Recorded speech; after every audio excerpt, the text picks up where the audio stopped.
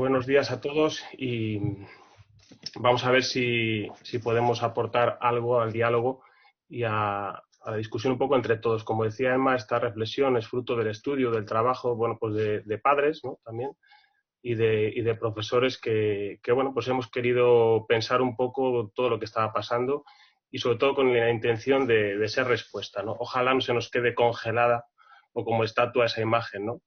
De lo que es la vida de los niños y de la escuela, ¿no? Bueno, lo primero que nos planteamos dentro de este mundo, pues hay varios pilares, ¿no? Pues niños, profesores, familias y, por supuesto, pues la institución educativa, ¿no? Entonces vamos a intentar cómo ha afectado el confinamiento, aunque Isabel lo has puesto mucho mejor, evidentemente, pero bueno, sí que algunas pinceladas, o sobre todo imágenes, ¿no? Que a veces hablan más que mil palabras. Evidentemente esta ha sido la imagen, quizá habría otras, ¿no? Pero vamos, los niños, insisto en que han sido maltratados, ¿no? Por este confinamiento, que por cierto, una medida de gran inequidad, ¿no? Los perros se han tratado mucho mejor. Y por supuesto que al final el vicepresidente pues tuvo que pedirles perdón, ¿no? Cuando empezaron a poder salir. Pero fijaros que es que la propia OMS sitúa a los niños y adolescentes entre las principales poblaciones en riesgo de salud mental, ¿no? Con el tema del encierro. Se habla, según estudios, que 1 de cada 4 niños sufre ansiedad tras el encierro. Quizá podemos pensar, ¿verdad?, que los profesores vemos y decimos, joder, qué bien están, se adaptan perfectamente, al final se les ve que más o menos van tirando hacia adelante, pero es verdad que quizá no sabemos lo que están viviendo por dentro, ¿no? Qué miedos, qué tristezas, qué inseguridades se están generando. De alguna manera yo creo que siguen percibiendo que le estamos robando ese tiempo precioso de abrazos, de tocarse, socializar, jugar, soñar, experimentar, ¿no? Y por supuesto esa imagen que quizá ya es más permanente en nuestras vidas, ¿no? Esa sobreexposición a las pantallas que según grandes estudios de neurociencia tienen nefastas consecuencias para el cerebro infantil en desarrollo, ¿no? Y bueno, luego podemos hablar más del impacto emocional, pero hay muchos datos, ¿no? Y los padres, pues los padres que os voy a contar, ¿no? Los que somos padres, pues de la noche a la mañana nos hemos convertido, se han convertido en maestros, ¿no? Muchos sin saber, muchos sin poder, ahí han estado al pie del cañón. También aquí una gran brecha, ¿no? Según familias donde hay recursos, donde hay formación, internet, los padres evidentemente han sido el gran apoyo. Pero donde no lo hay, ¿qué ha pasado? Esas familias precarias, separados, ¿dónde se queda el niño? ¿Dónde es más seguro? ¿Cómo lo han hecho? Los esenciales, los que no llegan a fin de mes. ¿Cuántos se han quedado atrás por esta realidad familiar y social? Quizá no somos conscientes, ¿no?, de la realidad sangrante, la violencia que se ha podido generar en las familias, incapacidades, frustraciones, ¿no? Este es un tema también a poder dialogar, ¿no? Y los profesores, pues bueno, yo diría que a nivel personal lo hemos hecho lo que hemos podido, ¿no? Porque no tengo duda que todos en nuestras profesiones, ante situaciones de dificultad, pues intentamos dar lo mejor de nosotros, ¿no? Pero es evidente que es una situación inesperada. Un compañero mío decía del viernes para el lunes, bueno, el lunes nos volvemos a ver. No volvimos. Algunos profesores dando fotocopias como pensando que era para un par de semanas. Y no hemos vuelto hasta septiembre, incluso más tarde, ¿no? Todos a casa, de repente, clases sin alumnos y nos hemos tenido que reinventar, ¿no? Hemos tenido que empezar a grabar clases, a aprender plataformas, a hacer concursos, a no sé qué, ¿no? Para poder ampliar y poder llegar a nuestros alumnos, ¿no? El comentario habitual quizás ha sido el que hemos duplicado jornada, responder correos, aconsejar, orientar, llamar a los padres, perseguir a uno, a otro si hacía la tarea, si no. Teníamos el caso de unos padres que eran médicos los dos, y mira, les dejamos a los dos en casa y tener un poco de paciencia si no entregan tareas, pero a veces hemos sido eso, ¿no? Inspectores de la tarea realizada, pero también médicos y otros tendríamos que hacer, ¿no? También cajeras, obreros, ¿no? No solo aquellos, pero por supuesto, comprensión, faltaría más, ¿no? Pero también incluso muchos profesores han sido capaces de animar, ¿no? ¿Cuántas fotos hemos visto? Ánimo, chavales, podéis, ¿no? Porque en el fondo entendíamos que era una realidad no deseada, ¿no? Y también yo creo que los profesores hemos aprendido. Salía algunas respuestas en algún foro que ha habido a nivel de Internet, como alguno decía, se ha demostrado quién tiene vocación y quién es un burócrata, o las grandes desigualdades sociales que en el aula se diluían. Nos ha hecho reflexionar por el modelo de escuela por el que queremos luchar. Es cierto que las autoridades quizá han reaccionado tarde, con poca o contada información, las administraciones educativas, pero también en el profesorado había incertidumbres, inseguridades, pues nos vamos a contagiar, ¿no? ¿Cómo serán las nuevas formas de funcionar en el aula? Pues sí que había una cierta inquietud, ¿no? Miedo al contagio propio de los alumnos, pero también quizá, yo diría que nuestro colectivo a nivel general, sobre todo ante el inicio del nuevo curso, ahora diré por qué, pues quizá deberíamos hacer un poco autocrítica, ¿no? Un poco autocrítica como profesorado porque hemos estado un poco ausentes. ¿En qué sentido digo esto? No hemos tenido iniciativa. Hemos estado, en vez de ser propositivos, intentar ser respuesta, quizá hemos esperado que nos digan lo que tenemos que hacer, que por otro lado a veces estamos un poco atados de manos, ¿no? Pero bueno, no hemos defendido la esencialidad de la escuela, ¿no? La esencialidad, no hemos luchado políticamente para cambiar la situación. Los hosteleros están en las calles ahora. Los hosteleros, porque depende de sus negocios, ¿no? Nosotros nosotros tenemos el sueldo asegurado, entre comillas, pero los niños no. Y ahí deberíamos haber estado, pienso. Por seguir avanzando un poco, aunque ha nombrado cosas Isabel, lo primero que tenemos que nos preguntamos es decir, ¿por qué España no abrió los colegios cuando 22 escuelas de países europeos ya lo habían hecho? ¿No? Infantiles, de primaria, incluso algunos los últimos cursos de secundaria. Cuando ya había datos, como ha dicho muy bien Isabel, yo simplemente los pongo aquí, que nos hacen pensar, nos hacen, ¿no?, cuestionarnos de que ya la baja transmisión del virus era evidente, ¿no? Fijaros que Isabel ya ha nombrado, yo simplemente lo pongo, ¿no?, esos estudios de la revisión sistemática, de que ya nos decía que la transmisión era mucho menor que en adultos, de que no había claridad de que el cierre fuera la medida, pero fijaros, si el 6 de abril no nos valía, el 18 de mayo ya intentando revisar cómo había sido esa reapertura, decían que no había un aumento significativo. Si todavía no nos valía eso, el 29 de mayo ya teníamos datos en España también, de que esto era una realidad bastante insignificante, ¿no? Entonces, bueno, nos tenemos que preguntar eso, ¿no? ¿Por qué nos abrieron los colegios aquí?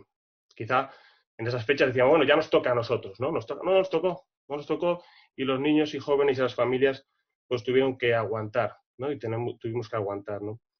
Fijaros que la OCDE nos ha situado entre los países que más tiempo hemos estado cerrados, junto con 16 semanas frente a las 14 de media por el coronavirus. Aquí solamente se dio la opción de que fueran los de la ABAU, algunos, los que quisieron para preparar la prueba esa, ¿no? ¿Por qué no siguieron el caso de Dinamarca? Que en agosto ya hay artículos que hablan de que fue un caso de éxito, ¿no? Que abrieron a los 15 días, ¿no? Suecia, como ha dicho Isabel, nunca cerró y otros países, ¿no? Pero bueno, Dinamarca sí que abrió y fue de éxito, ¿no? Tuvieron varias medidas que luego podemos hablar si queréis, ¿no? Entonces, bueno, fijaros que es que, y también si todavía no había más pruebas en agosto, es decir, que estábamos empezando ya el curso, oye, señores, que el Centro Europeo de Prevención y Control de Enfermedades ya nos ha dicho que no es común la transmisión entre niños, ¿no?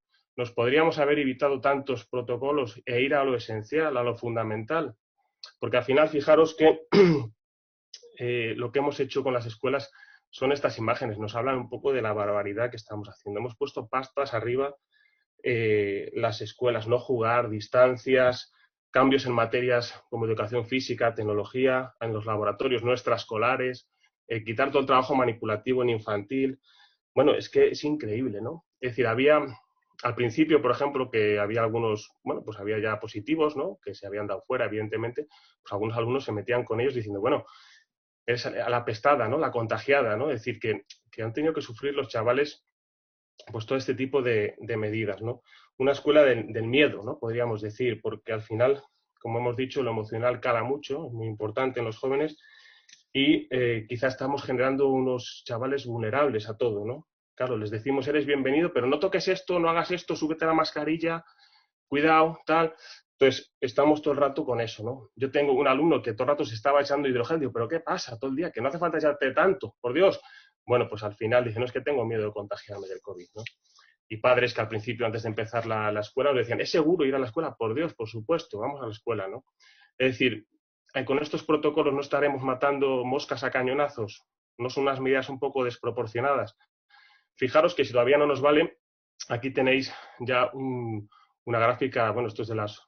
Fijaros que el curso empezó en la semana 36-37, donde se ve claramente que previo y posterior a la reapertura de los colegios, vamos aquí en España, en Navarra en concreto es esto, pues el contacto no es significativo, ¿no? Y lo dice el Comité Técnico de Coordinación aquí en Navarra, ¿no? Es decir, que la incidencia real no está influyendo la incidencia en los centros escolares no influye para la enfermedad, ¿no? Entonces, bueno, evidentemente la apertura de los colegios no ha disparado los contagios, la escuela es un lugar seguro, ¿no? Bueno, pues tendremos que criticar un poco los protocolos. Ya llevamos 6 meses, como hemos dicho. Hay que hablar, hay que criticar, hay que ver si podemos hacer feedback y podemos hacer y replantear las cosas, ¿no? En los colegios, como nos llegó la cosa, es que el Ministerio de Sanidad mandó una guía en la que la mayoría de las comunidades se han hecho, pero como sabéis que hay 17 formas de llevar a cabo la educación, pues también 17 protocolos en algunas cuestiones, ¿no? Entre comillas, pues la presencialidad sobre todo y la gestión de los casos. Fijaros que qué diferencias son la presencialidad en algunas comunidades como Castilla y León, Galicia, Cantabria, Cataluña, Navarra, tienen presencia total, y en otras, como Aragón, Madrid, Asturias, Andalucía, Murcia, es semipresencial desde tercero la ESO, o en algunos de cuarto la ESO en Andalucía o desde segundo la ESO en Valencia, ¿no?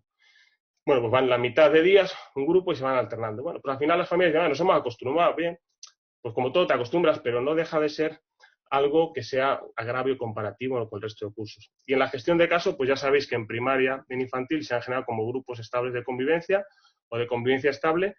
Se confina a toda la clase en general si hay positivos, ¿no? Y en secundaria no, se hace rastreo de casos, tanto de los que han estado en el patio o en las clases, ¿no? Pero eso también es desigual. Hay comunidades que confinan en infantil y primaria, Navarra, por ejemplo, Cantabria, en Asturias hasta cuarto de primaria, en Castilla y León solo se confina infantil y primero de primaria.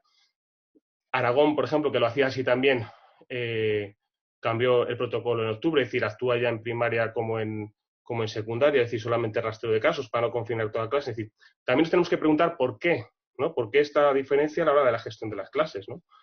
Confinar en primaria supone clases online, bueno, volver un poco al mismo rollo, ¿no? Al mismo esquema del confinamiento, ¿no?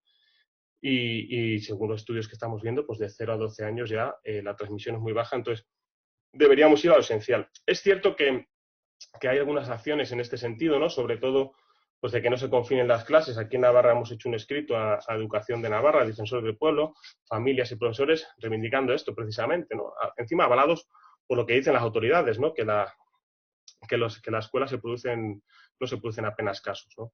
También ha habido padres aquí del Baztán, una zona de Navarra, donde han solicitado pues que los protocolos se revisen, o un equipo directivo en Berriozar, bueno, incluso alegando que la educación sea verdaderamente un objetivo prioritario, ¿no?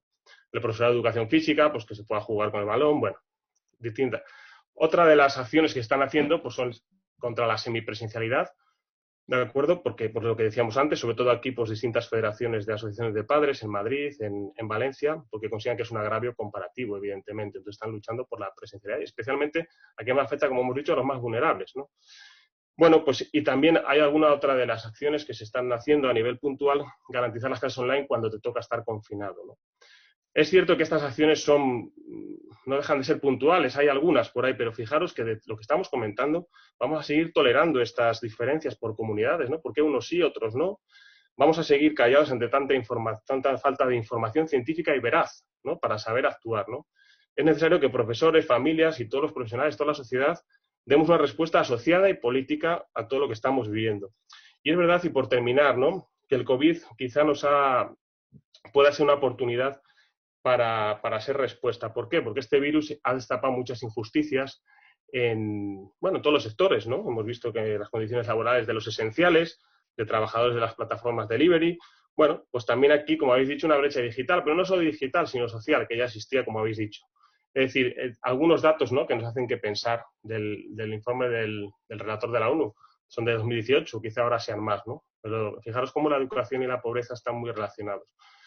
Lideramos el abandono escolar, es decir, que necesitamos cambiar, necesitamos reformular, necesitamos repensar, ¿no? Entonces, en este sentido, ¿cuál sería la misión de la escuela, ¿no? De la escuela obligatoria. Pues debe ser una escuela única, igual para todos, o más bien compensatoria de las diferencias, ¿no? En este sentido, pues siguiendo a Corzo con su libro Con la escuela nos hemos topado, evidentemente la desigualdad social, cultural, sanitaria, económica que está creciendo en España, tanto nativos como de inmigrantes, nos hace plantear que debemos mejorar la escuela obligatoria como una amalgama interclasista y solidaria como medida compensatoria de las diferencias. No puede ser que la escuela aporte a muchos muchachos su primer gran fracaso en la vida, que lo suspenda. Necesitamos un apoyo compensatorio en la escuela y que la haga la propia escuela a los que van atrasados, y lo debe hacer la escuela, ¿no?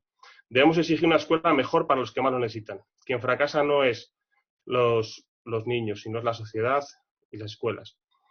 Es cierto que la educación es un gran tesoro extraordinario de la humanidad, ya lo decía el informe de la UNESCO de Delors, ¿no? Pero sobre todo es un gran tesoro social más que individual. Y debe ir la escuela a lo básico, a instruir lo básico y elemental.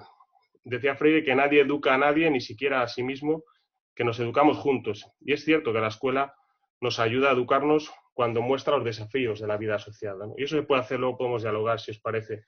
Bueno, por finalizar, yo afirmo que el grueso de los docentes creo que hemos dado lo mejor de sí para acompañar a cada alumno, pero, y nunca debemos tirar la toalla por cada alumno en concreto, ¿no? Debemos intentar buscar una educación integral, pero debemos dar la batalla política, asociarnos para promover una escuela compensatoria. Decía Milani que enseñando él descubría muchas cosas y una, por ejemplo, que descubrió fue que, decía él, he aprendido que el problema de los demás es igual al mío y de salir de él todos juntos es la política, salir solos la avaricia. Bueno, pues ojalá nos podamos asociar, nos podamos plantear esto. Evidentemente podríamos plantear otras medidas, ¿no? Como bajar ratios, que se habla, ¿no? No tanto por trabajar menos, entenderme, sino por acompañar mejor, ¿no? Y evidentemente la escuela debe repensar que una escuela más abierta, ¿no? Es una oportunidad abierta a las familias, a las comunidades de aprendizaje, a otros profesionales, a la naturaleza, a tener un sentido práctico de las materias que valga para la vida. Debemos pensar por qué nuestros alumnos dicen que es aburrida, especialmente a algunas edades, ¿no? Evidentemente podemos responder desde la escuela con creatividad a circunstancias como esta, ¿no?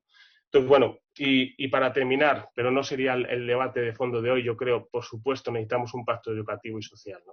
No puede ser que la educación, el sistema educativo esté pendiente siempre del gobierno que toca gobernar, del gobierno de turno, ¿no? Necesitamos una escuela obligatoria de largo recorrido para generaciones completas en lo que la instrucción básica y elemental sea la que pueda compensar las diferencias sociales que tenemos.